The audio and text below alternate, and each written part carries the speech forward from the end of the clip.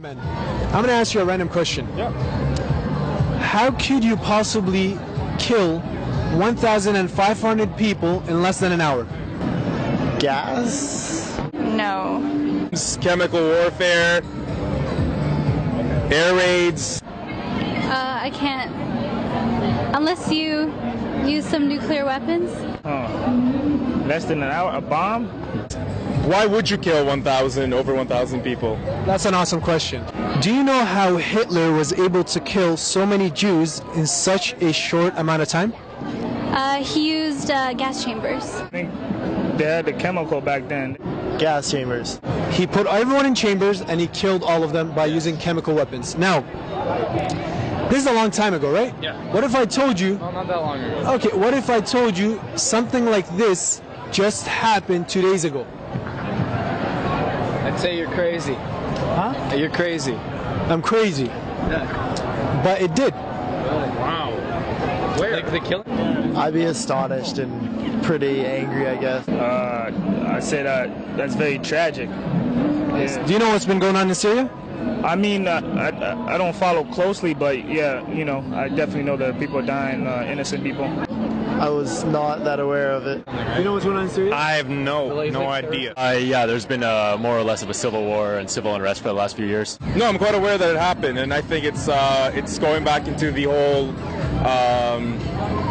what happened in Iraq with the Kurds. It's exactly the same thing. It's genocide, and I think it's obviously a horrible thing, and people should be aware of what's going on. Bashar al-Assad, the president or the so-called president of Syria, massacred over 1,500 people 2 days ago by using chemical weapons which contain sarin, cyclosarin. These chemicals attack the nerve cells in the body, attack the nerves, and paralyze the human being.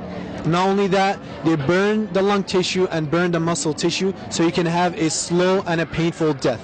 Now, I know this is a lot to hear and this is rough, but I would like to take your permission to show you a video of the after effects of the chemicals. No blood, nothing, and I want to see what your reaction would be. Is that okay with you, ma'am?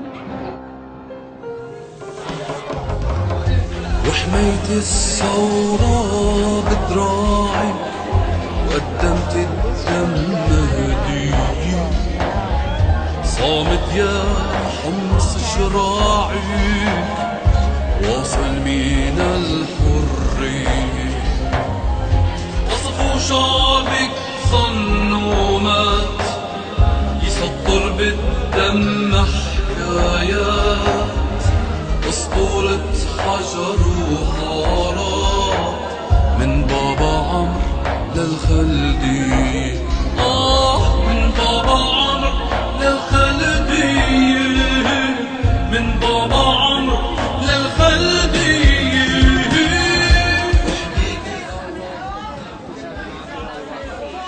I was just about to walk away because it's just too much. To me, at least, that he's a bit desperate, because it's the same thing as nuclear weapons, for example. You don't use them until basically you're beaten to the ground. I guess it shows that the end may be near, hopefully.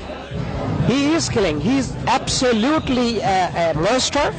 He's worse than a Hitler, I can say. And I have nothing to do with Syria, but humanity is calling me to intervene, to say something which is absolutely the right thing to do. Do you think something like this is legal? No, of course not. The countries that possess the veto power, what do you think they're doing about this now? Nothing. I'm guessing nothing. Russia and China have been supporting Bashar al-Assad for the past 2 years, ma'am. And do you know how many people have been killed in the past 2 years? In the past 2 years, over 100,000 people have been killed by Bashar al-Assad's forces. What do you say about that? In a Canadian comparison, that's like Southern Ontario being wiped out. And Obama mentioned that he will only intervene if Bashar al-Assad crosses the red line. And as you've seen, Bashar al-Assad took a brush, he drew the red line with the blood of the children. What would you like to say, and what do you think we should be doing right now? I'd say we gotta help them out. Like, Obama's gotta start doing something. We gotta do something. Donating and keep supporting Syria, making dua. That we need to really change our focus here. I'm really glad that you guys came here to really bring the message to where the party's at, you know? I think one of the best things you could do is to share this with the world, let people know what's going on. Here, you know, we're so distracted in our daily lives that we don't really, you know, take a time to think, but a movement, man. I think the world needs to be paying attention to what's been happening there, and I don't think we can ignore it too much longer.